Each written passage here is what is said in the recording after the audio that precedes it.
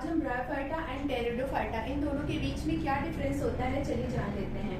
तो जो ब्रायोफाइटा होते हैं, ब्रायोफाइटा को कहते हैं एम्फीबियंस ऑफ प्लांट्स, क्योंकि ये लैंड पे भी सर्वाइव कर लेते हैं एंड वाटर में भी सर्वाइव कर लेते हैं। एक्चुअली फर्टिलाइजेशन के लिए इनको वाटर की नीड होती है, विदाउट वाटर ये फर्टिलाइजेशन नहीं कर पाएंगे।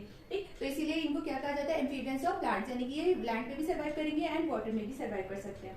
नेक्स्ट टेरिडोफाइटा जो होते हैं इनको कहते हैं वेस्कुलर क्रिप्टोग्राम्स।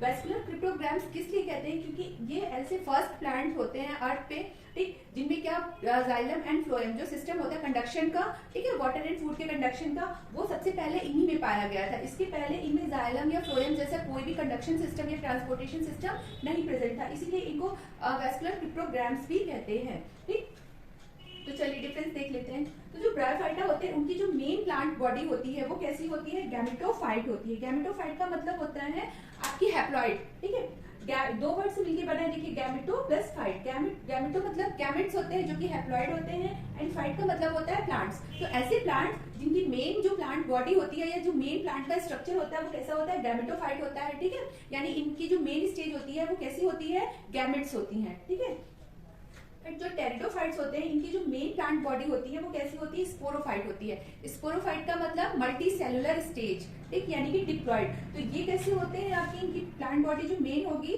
ठीक है, वो हैप्लॉइड होगी, एंड यहाँ पर जो मेन प्लांट बॉडी होगी वो आपकी डिप्लॉइड होगी, यानी कि multicellular. Next, these are non vascular plants. अभी हमने बताया था कि फर्स्ट वैस्कुलर सिस्टम जो प्रेजेंट था वो टेरिडोफाइट्स में प्रेजेंट था। तो ये कैसे होते हैं, नॉन वैस्कुलर प्लांट्स होते हैं। ठीक है, इनमें वैस्कुलर सिस्टम प्रेजेंट नहीं होता है, बहुत अच्छा ट्रांसपोर्टेशन सिस्टम नहीं होता है, but these are the vascular plant. इनमें क्या होता है, ये वैस्कुलर सिस्टम प्रेजेंट होता है।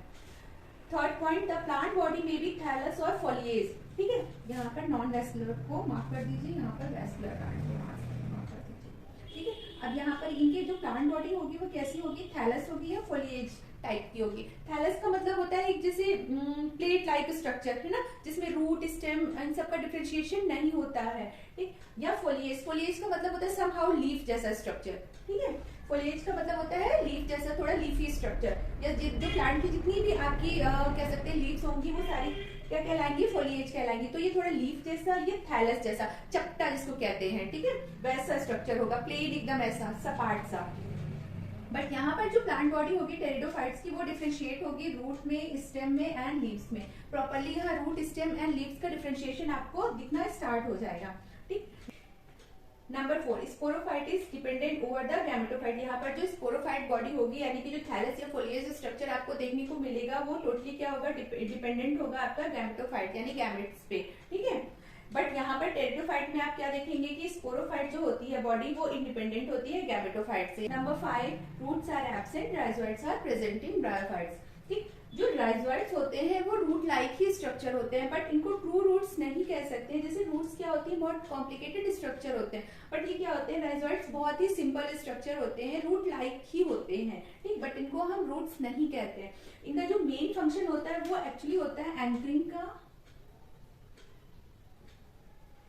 यानी ये प्लांट को होल्ड करके रखते हैं, ठीक है, फर्मली सॉइल से, प्लस इसके साथ साथ ये समहाउ वाटर का एब्जॉर्प्शन भी करते हैं सॉइल से। ठीक, तो ये कुछ कुछ इनका जो फंक्शन जो होता है वो रूट से मिलता जुलता होता है।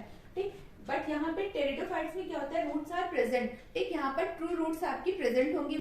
Number 6, sex organs are stalked. ठीक है, जो सेक्स ऑर्गन होंगे एंथ्रीडिया एंड आर्चिगोनिया, यानी कि जो मेल होता है वो एंथ्रीडिया होता है एंड फीमेल जो होता है वो आर्चिगोनिया होता है। तो जो एंथ्रीडिया एंड आर्चिगोनिया होंगे वो स्टॉक्ड होंगे, यानी कि वो ब्रांच से जुड़े हुए होंगे, अटैच्ड होंगे और वो मूव कर सकते हैं, ऐसे होंगे।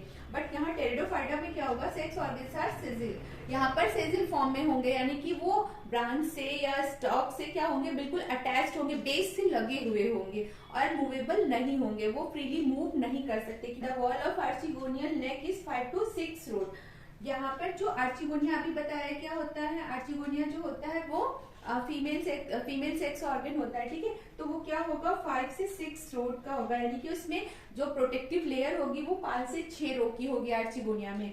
बट इसमें टेरिडोफाइटा में क्या होता है, वो 4 रोड की फिक्स होती है, यहाँ पे वो 4 रो की ही प्रेजेंट होगी। यानी जो आर्चिगोनिया आपका होगा, फीमेल सेक्स ऑर्गन जो होगा टेरिडोफाइट्स का, वो 4 लेयर से या 4 रो से क्या हो जाएगा, प्रोटेक्टेड रहेगा या कवर्ड रहेगा उसकी वॉल।